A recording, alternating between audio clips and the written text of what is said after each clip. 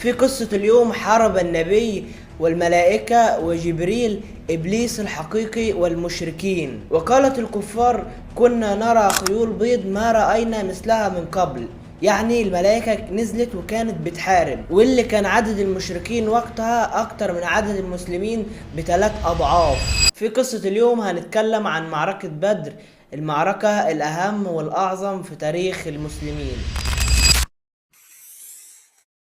قبل ما نبدأ، لو انت مش مشترك في القناة ياريت تشترك وتفعل زر الجرس وتحط لايك، ويلا نبدأ. بعد ما هاجر النبي والصحابة للمدينة، فكان للصحابة أموال وبيوت وخير في مكة سابوها. فالمشركين قالوا: ما دام خلاص ان المسلمين اسلموا، خلاص احنا ناخد اموالهم ونستولى عليها. فبعد فترة وصل للنبي خبر ان ابو سفيان هيطلع بقافلة محملة بأموال المسلمين، وبأموال يعني كانت تقدر ب1000 بعير و50,000 دينار. فقال أبو سفيان: هاتوا بس 40 رجل يحرسوا القافلة، يعني استهانة بالنبي إن هو محدش يقدر يتعرض له يعني. فأخبر النبي الصحابة وقال لهم إن أبو سفيان طالع ومعاه قافلة، فروحوا يعني للقافلة ديت وحاولوا تاخدوا من الفلوس يعني بتاعتكم، لعل الله يرجع أموالكم. كان وقتها بس الموضوع اعتراض لقافلة، يعني ما كانش موضوع ان هو هيكون حرب ولا حاجة. فالنبي قال اللي عايز بس يطلع او اللي ليه فلوس يروح يطلع يعني ويعترض القافلة. فوقتها تخلف عن القتال او تخلف عن الذهاب للقافلة الكتير من الصحابة. فأرسل النبي شخص اسمه بسبسة بن عمر الجهني يشوف قافلة أبو سفيان وصلت لحد فين الآن. وكان عدد المهاجرين والأنصار اللي طلعوا كانوا 300 وشوية، يعني فوق 310، وكان معاهم فارسين و70 بعير. كانوا بيتناوبوا يعني، وكل واحد فيهم بيركب شوية. أما عن البعير بتاع النبي فكان معاه أبو لبابة وعلي بن أبي طالب. فأبو لبابة قال للنبي: اركب أنت وأنا بديك دور، يعني ما ينفعش أنت تكون بتمشي يعني وأنا أكون راكب. فعلي بن أبي طالب قال نفس الكلام. فالنبي رد عليهم وقال لهم: ما أنتما بأقوى مني ولا أنا بغني عن الأجر. وده كان من تواضع النبي. وكان أبو بكر عليه السلام مع عمر بن الخطاب، ومعاهم عبد الرحمن بن عوف. فالرسول بعت 2 يراقبوا ويشوفوا قافلة أبو سفيان وصلت لحد فين. فلمحوا قافلة أبو سفيان جاية من بعيد، فأسرعوا للنبي يقولوا له إن قافلة أبو سفيان قربت. فأبو سفيان وقتها نزل يعني قريب من بدر يشوف ويتطقس الأحوال المكان يعني.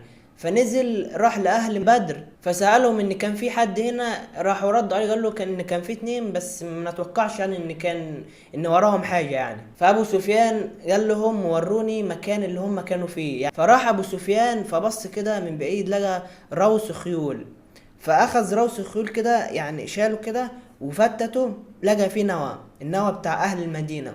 فعرف ان النبي موجود في المكان ده او قريب من المكان ده، لان النوى ده يعني هو اكيد عرف من النوى ان النبي موجود هنا. فتحول ابو سفيان بالقافلة وراح ناحية الساحل عشان يهرب بالقافلة، وسيدنا محمد ما يقدرش ان هو يلحقه. وارسل رسالة مع شخص اسمه قيس يقول لقريش ان هم نجوا بالقافلة، يعني ان سيدنا محمد ما يقدرش ان هو يدركهم. فلما ابو جهل يعني عرف قال له: والله مش هنرجع غير براس محمد، وان احنا لازم نحارب. يعني هو ابو جهل خلاص يعني فلت بالقافله خلاص، يعني خلاص مش لازم حرب، لا هو قال لازم نحارب، وان احنا عددنا اكتر وعندنا سلاح اكتر، فنحن لازم نرجع براس محمد يعني نتخلص منه. فلما الصحابه عرفوا ان قريش هتحارب زعلوا، لان هم كانوا بس عايزين القافله وكانوا عايزين اموالهم، فكانش يعرف ان كان هيكون في معركة وهيكون في حرب طاحنة يعني. ففي الوقت ده جه للنبي رجل، والرجل ده معروف ان هو يعني في جرأة وبيساعد الناس يعني. فقال للرسول: انا بساعدكم. فالرسول قال له: تؤمن بأني رسول الله؟ فهو رد قال: لا أؤمن، إنه هو كافر يعني. فالرسول يعني والصحابة استغربوا، فرد عليه الرسول قال له: لا استعين بمشرك. فقال للرسول مرة و2 و3، والرسول يرد يقول له: لا استعين بمشرك. بعديها قال أشهد أن لا إله إلا الله وأشهد أن محمد رسول الله، وبعديها دخل في الجيش. فاستشار النبي الصحابة يعني هنعمل إيه في الحرب ديت وشوروا عليا يعني. فتكلم أبو بكر وعمر بن الخطاب فأحسن الكلام، وتكلم المقداد وقال: إنا لا نقول لك كما قال بني إسرائيل لموسى، فاذهب أنت وربك فقاتلا إنا هاهنا قاعدون، ولكن اذهب أنت وربك فقاتلا إنا معكما مقاتلون، والله لو سرت بنا برك الغماد لسرنا معك. ففرح النبي بالكلام، بس هو كان يقصد في الوقت ده الأنصار، لأن كان في وقتها كان في شرط بين النبي والأنصار إن هما ما يحاربوش برا المدينة، يعني بدر وعند قريب من قريش لا، هو بس في المدينة يعني. فهو الرسول كان حابب إن هما يعني هما اللي يشوروا عليه يعني. رد سعد بن معاذ واللي هو كان قائد الأنصار قال: كأنك تريدنا يا رسول الله. فالرسول قال له: نعم. وقال سعد: آمنا بك وصدقناك وشهدنا بما جئت به، فنحن معك، ولو استعرضت بنا عرض البحر لخضناه معك، ما تخلف منا رجل واحد. يعني شوف سعد بن معاذ وثق فيهم ان هم بيحبوا النبي. فتبسم النبي وفرح يعني من الكلام، وقال النبي: سيروا على اسم الله وابشروا، فان الله وعدني احدى الطائفتين واني لألقى مصرع القوم. فالصحابة هنا تشجعوا يعني وتحمسوا للقتال. واخذ النبي يقول ان ده مصرع ابو جهل، وده مصرع فلان، وده مصرع عتبة، وده مصرع، عشان يحمسهم يعني برضه. بعدها الرسول نزل في مكان قريب من بدر عشان يستكشف المكان ويعرف يعني الموجودين كده. فراح لشيخ من العرب بيسأله: هل سمعت عن محمد وأصحابه وجيش قريش يعني بيتخفى يعني؟ فالراجل رد قال: أنا مش هقول لكم غير لما انتوا تقولوا لي انت الأول. فالرسول قال له: لا، هتقول انت الأول بعد كده احنا نقول. فالرجل رد قال ان محمد خرج يوم كذا وكذا، وقريش خرجت يوم كذا وكذا، فإن الذي أخبرني صدق، فإنهم في مكان كذا وكذا. فلما الرجل اتكلم هو سألهم: انتوا منين؟ راح النبي قال له: نحن من ماء. فالرجل استغرب: يعني من ماء؟ من العراق يعني؟ وكان النبي يقصد ماء اللي هو خلقنا من ماء يعني، عشان يغمى العيون، عشان ممكن حد مثلا من قريش يجي يسأل الراجل ده فيعني يغم العيون يعني. وبعدها رجع النبي، ولما جاء الليل بعث علي بن ابي طالب والزبير بن العوام يستكشف يعني الابار والاماكن برضه ويشوفوا خبر قريش. فوهم بيستكشفوا وجدوا شابين من قريش، فمسكوهم قالوا لهم: ابو سفيان قريب من هنا. هم لسه فيهم امل ان القافله بتاعت ابو سفيان لسه موجوده ومحمله بالاموال، بس هم قالوا: لا، احنا من الجيش بتاع قريش مش من القافله. فهم ما صدقوش يعني وضربوهم واخذوهم للنبي. فقال لهم النبي: كم عددهم؟ يعني الجيش كم عدده؟ فقالوا: هم والله كثير وبأسهم شديد. يعني الصحابة اتضايقوا من الكلام ده كأنه يعني بيهددهم. فالرسول قال لهم مرة تانية: كم عددهم؟ فقالوا: والله هم كثير وبأسهم شديد. فسألهم النبي: كم بيذبحوا يعني من الإبل في اليوم؟ فردوا قالوا: 10. فقال النبي: هم إذن 1000. قال إن كل 100 على 10 من الإبل، وفعلا كانوا 1000، وفعلا صدق النبي. فالنبي سأل الشابين: مين أشراف القوم الموجودين يعني في الجيش؟ فأخذ يقول: عتبة وشيبة وأبا الحكم، وقال يعني كل الموجودين. فقال الرسول: هذه مكة ألقت إليكم بأفلاز أكبادها وأشرافها. ونزل المطر يومها، وكان المطر للمسلمين خير واطمئنان وثبت أقدامهم. ونزل المطر يعني عند المشركين فكان ليهم بلاء، وكان يعني الأرض عندهم كلها طين كده ولزجة يعني ما تنفعش، ما تعرفش يمشي فيها. إذ يغشيكم النعاس أمنة منه وينزل عليكم من السماء ماء ليطهركم به ويذهب عنكم رجز الشيطان وليربط على قلوبكم ويثبت به الأقدام. وصف النبي الجيش وجعل الرماة من وراء والناس اللي هتحارب من قدام، بحيث إذا تقدم المشركين يرموا الرماة المشركين، رماة المسلمين يعني يرموا المشركين. وبدأت الحرب، وفي البداية خرج 3 من المشركين اللي هم عتبة وشيبة والوليد، وخرج 3 من الأنصار. فقريش سألتهم: من أنتم؟ قالوا: نحن من الأنصار. فقالوا أخرج لنا أكفاءنا من نريد قومنا. من المهاجرين. فقال النبي لحمزة وعلي وعبيدة قوموا لهم. فقريش سألتهم من أنتم؟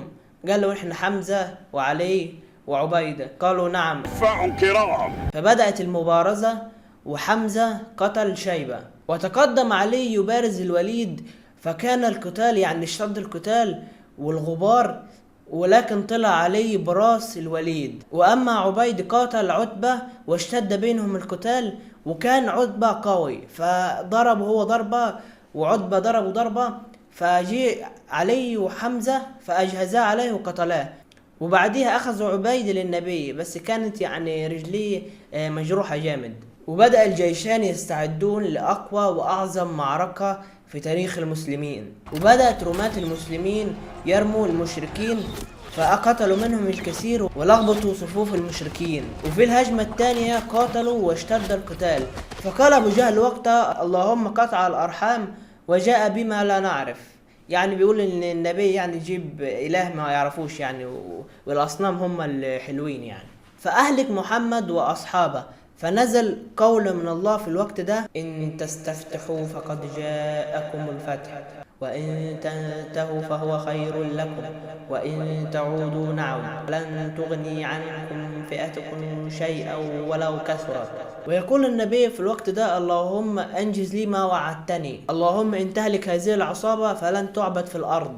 فضل يدعي ربه لحد ما سقط رداءه، فشافه أبو بكر فقال له كفاك مناشدة ربك فإن الله منجز ما وعدك. وفي الوقت ده نزل من السماء 1000 من الملائكة، ونزل قول من الله إذ تستغيثون ربكم فاستجاب لكم أني ممدكم ب1000 من الملائكة مردفين. فلما شاف إبليس إن الملائكة نزل من السماء تجمد كده وخاف وفزع، وهو كان متشكل في وقتها على صورة سراقة بن مالك، فهرب. فمسكوا واحد من المشركين قال له راح فين؟ فرد عليه سراقة وقال له فقال إبليس إني بريء منكم إني أرى ما لا ترون إني أخاف الله. يعني أنا قاعد أشوف ملائكة وأشوف حاجات أنت مش بتشوفوها، أنا أخاف من الله وأخاف من عذاب الله. فاستغربوا المشركين، يعني أنت قاعد تشجعنا من بداية الحرب والوقت أنا خاف الله. فاستبشروا الصحابة لما شافوا الملائكة وقال لهم قوموا إلى جنة عرضها السماوات والأرض. فأخذ الرسول شوية من التراب وألقاها على المشركين، فما بقى أحد إلا ودخلت التراب في عينه.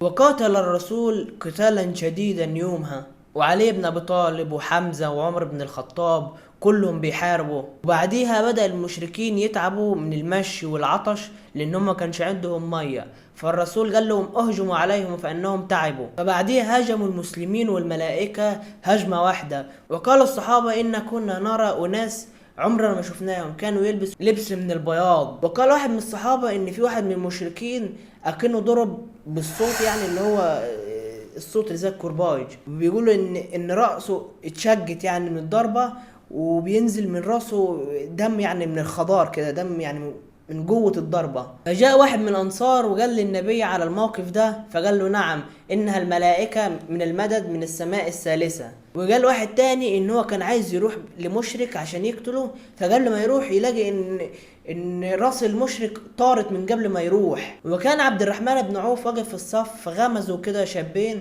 وقالوا له أين أبي جهل؟ فسألهم عبد الرحمن يعني أنتوا عايزين إيه من أبو جهل؟ فقال إنه سب الرسول ونحن نريد قتله. فبعد شوية عبد الرحمن لمح أبو جهل فقال للشبان هذا أبو جهل، فركضوا عليه هما الاتنين ركضة واحدة، وواحد منهم ضرب خيل أبو جهل ووجعه، واحد تاني طلع فوق راس الخيل أخذ السيف وضربه في عنق أبو جهل، وكل واحد فيهم بيقول أنا اللي قتلت أبو جهل. فراحوا هما الاتنين للنبي، فالرسول قال لهم هاتوا انتوا الاتنين سيوفكم كده، قال كلاكما قتلاه، يعني انتوا الاتنين قتلتوه. ولما خلصت المعركة النبي قال من يشوف يعني ماذا صنع أبو جهل، يعني لسه عايش ولا لا. فراحوا يعني شوية من الصحابة يشوفوا، فعبد الله بن مسعود لمح أبو جهل، فراح له عبد الله، فراح وركب على صدره وقال له هل نصرك ربك؟ يعني الآلهة اللي انت بتدعي ان هم الآلهة نصروك؟ فإن ربي نصرني. قال أبو جهل لقد ارتقيت مرتقا صعبا يا رويعي الغنم، يعني حتى وهو بيموت بيتكبر. وبعدها احتز رأسه واخذ رأسه واداها للنبي، ففرح النبي وكبر. وانتهت المعركة بنصر للمسلمين، واستشهد بس 14، ومن المشركين قتل 70 وأسروا 70 من كبار قريش. وبعدها أمر النبي بأن يرموا الجثث في بئر يكون فاضي ويرموا فيه الجثث. فبدأ النبي يكلم الجثث، أبو جهل وعتبة وشيبة والوليد وكل اللي كانوا بيتكبروا بغناهم وسلطتهم في قريش واللي كانوا بيأذوا النبي. وقال النبي: قد وجدنا ما وعدنا ربنا حقا، فهل وجدتم ما وعدكم ربكم حقا؟ فاستغرب عمر بن الخطاب وقال له: انت بتكلم جثث يعني ما بتسمعش ولا تقدر ترد عليك؟ فالرسول رد وقال لهم: والله انتم ما اسمع لما اقول منهم، يعني هم يسمعون اللي الرسول بيقوله افضل من الصحابة اللي هم عايشين، بس هم ما بيقدروش يردوا. وبقى عند المسلمين هيبة في قريش وجزيرة العرب. وبس، ولهنا تكون خلصت معركة بدر. بس هي طبعا ما خلصتش بالنسبة للمسلمين، لان بعد كده هنتكلم عن معركة احد اللي هي تكمل معركة بدر. فلو عجبتكم القصة قولولي ان احنا هنعمل الجزء الثاني بتاع معركة احد. وما تنسوش تشتركوا في القناة وتفعلوا زر الجرس وتحطوا لايك، ومع السلامة.